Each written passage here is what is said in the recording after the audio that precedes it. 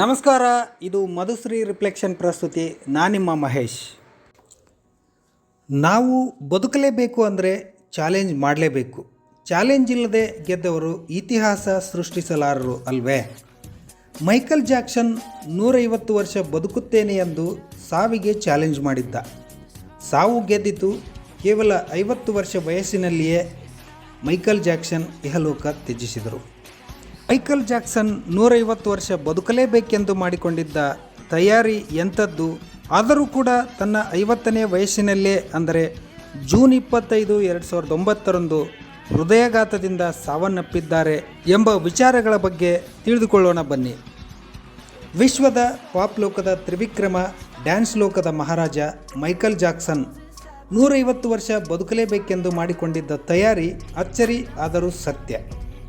California Los Angeles ನಗರದ 12 ವಿಶ್ವ ಪ್ರಸಿದ್ಧ ವೈದ್ಯರನ್ನು ತನ್ನ ಯೋಗಕ್ಷೇಮಕ್ಕಾಗಿ ನೇಮಿಸಿದ್ದ. ಪ್ರತಿದಿನ ಅವರು ಮೈಕಲ್ ಜಾಕ್ಸನ್ ಪರೀಕ್ಷೆ ಮಾಡುತ್ತಿದ್ದರು. ಮೈಕಲ್ ಜಾಕ್ಸನ್ ಊಟವನ್ನು ಕೂಡ ಪ್ರತಿದಿನ ಲ್ಯಾಬೊರೇಟರಿಯಲ್ಲಿ ಟೆಸ್ಟ್ ಮಾಡಿಯೇ ಅವರಿಗೆ ಊಟಕ್ಕೆ ಕೊಡುತ್ತಿದ್ದರು. ಹೀಗೆ 15 ಜನರನ್ನು ತನ್ನ ವ್ಯಾಯಾಮ ಮತ್ತು ಇತರೆ ದಿನನಿತ್ಯದ ಕೆಲಸಕ್ಕಾಗಿ ನೇಮಿಸಿಕೊಂಡಿದ್ದ.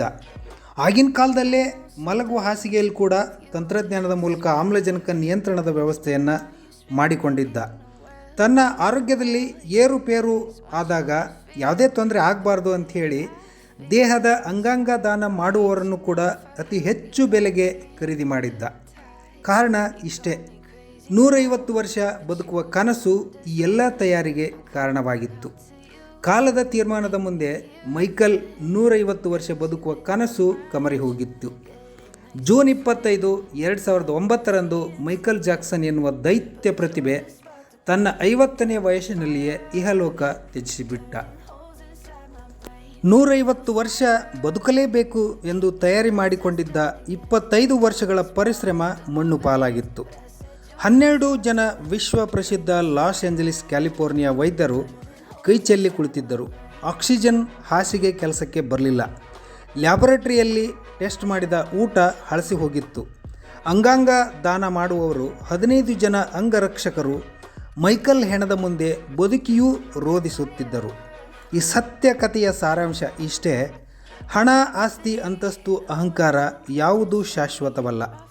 ಮೈಕಲ್ ಸತ್ತಾಗ ಸುಮಾರು 2.5 ಮಿಲಿಯನ್ ಜನ ಅವರ ಶವ ಸಂಸ್ಕಾರವನ್ನು ಲೈವಲ್ಲಿ ವೀಕ್ಷಣೆ ಮಾಡಿದ್ದರು. ಸಾವು ಎನ್ನುವುದು ನಿಶ್ಚಿತ, ಅದನ್ನು ತಡೆಯಲು ಯಾರಿಂದಲೂ ಸಾಧ್ಯವಿಲ್ಲ.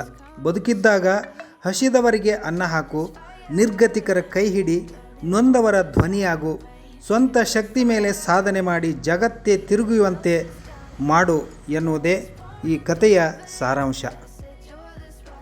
ಅಷ್ಟೇ ಅಲ್ಲ, ಅದೇ ನಮ್ಮ ಸಾವಿನ ನಂತರವೂ ಕೂಡ ಉಳಿಯುವ ಶಾಶ್ವತ ಹೆಸರು.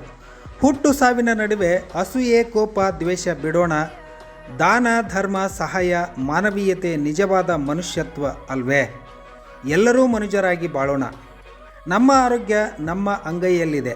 ಸ್ವಚ್ಛತೆಯ ಆಹಾರಗಳು, ಒಳ್ಳೆಯ ನೀರು, ಶುದ್ಧ ಗಾಳಿ, ಬೆಳಕು, ಸ್ವಚ್ಛ ಪರಿಸರ ಮುಖ್ಯವಾದದ್ದು.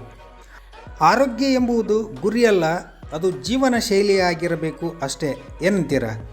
ಈ ವಿಡಿಯೋದಲ್ಲಿನ ಮಾಹಿತಿ ನಿಮಗೆ ಇಷ್ಟವಾಗಿದ್ದರೆ ದಯವಿಟ್ಟು ಮಧುಶ್ರೀ ರಿಫ್ಲೆಕ್ಷನ್ ಸಬ್ಸ್ಕ್ರೈಬ್ ಮಾಡಿಕೊಳ್ಳಿ, ಲೈಕ್ ಮಾಡಿ, ಶೇರ್ ಮಾಡಿ. ವಂದನೆಗಳೊಂದಿಗೆ ನಿಮ್ಮ ಮಹೇಶ್.